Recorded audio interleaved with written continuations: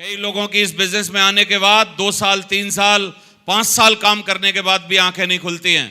Join कर लेते हैं लेकिन उनको भरोसा नहीं होता कि हम डायमंड बनने के रास्ते पे जा रहे हैं या हमको डायमंड बनना है। ऐसे भरोसा नहीं होता है उनको, बस लगे रहते हैं। वो जो बोलता रहता है अपलाइन वो करते रहते हैं, आराम आराम से काम करते रहते हैं।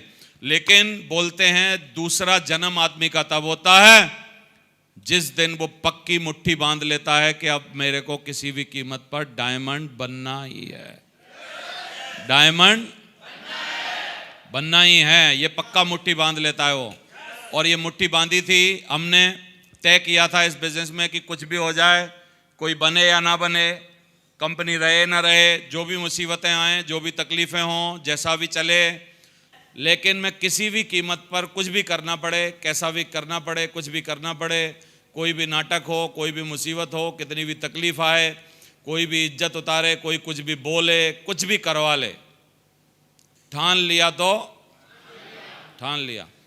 तो ऐसे है कि अब मन में अरमान लिया, अब मन में अरमान लिया और डायमंड जाना ठान लिया। और फिर कोई कुछ भी मुसीबत दे, बस ठान लिया तो ठान लिया। समझ आ रहा है? तो डायमंड बनना था किसी भी कीमत पर। 2009 में 28 सितंबर 2003 को प्लान देखा था। 6 साल 2 महीनों में मैं इस बिज़नेस में डायमंड बन गया था। कंपनी में मुसीबतें बहुत थी, एक ही सिंगल प्रोडक्ट था, कंपनी में कोई अचीवर नहीं था।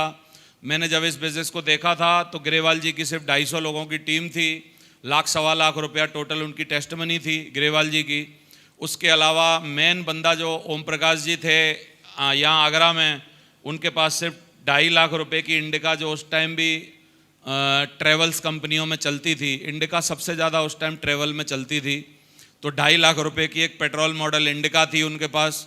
हम इंडिका को ही देख के मोटिवेट हो गए थे और बस हमने पूरा जोश बना लिया था कि यार काम करना ही है किसी भी कीमत पर।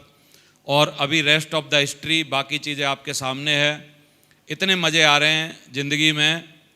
पूरे 7 पुस्तों में जिसने कुछ ना कर पाया हो, हमारी 7 पुस्तों का इतिहास देखोगे मेरी का, मैं भगवान को डेली धन्यवाद सिर्फ इसी बात का देता हूँ कि प्रभु पता नहीं कौन से ऐसे कर्म थे पिछले जन्मों के जिसकी वजह से मेरे को इस बिज़नेस में बुद्धि आ गई सही समय पे। नहीं तो बुद्धि 2 साल लेट भी तो हो सकती थी आने के लिए। आवाज़ नहीं आ रही? तो मामला ख़राब हो जाता। तो ये जो बिज़नेस है ट्रेमेंडसली आपकी ज़िंदगी बदल सकता है, लेकिन इसको सीरियसली करेंगे वही लोग जिनको भविष्य पर विश्वास होगा।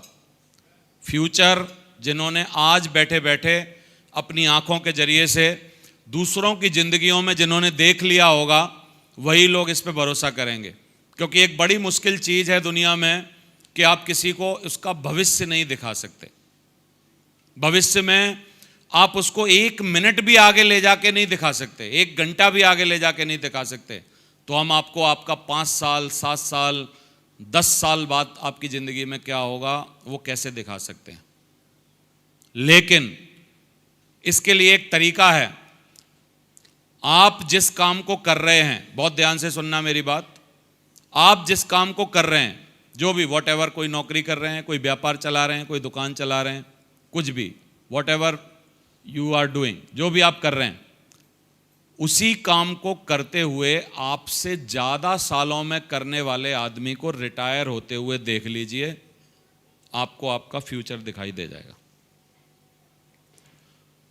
आप अगर कोई प्राइवेट जॉब कर रहे हैं तो कहीं जाने की ज़रूरत नहीं। कोई प्राइवेट जॉब लगातार 62 साल की उम्र तक जो कर रहा हो, उससे जाके मिल लीजिए, उसको बोलिए सर मैं कल आपके यहाँ चाय पीने आ रहा हूँ, मेरे को आपका हिसाब किताब देखना है कि आपने 62 साल प्राइवेट में ऐसी तैसी करा के क्या हासिल किया।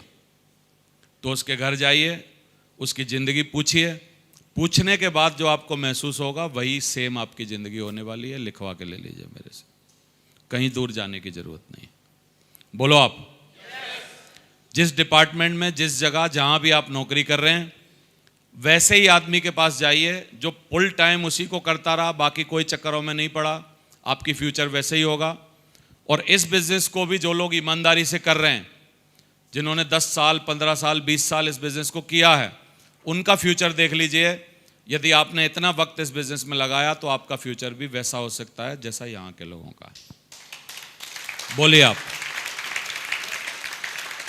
क्या बोलते हैं? करने लायक है काम? फोकस करना चाहिए।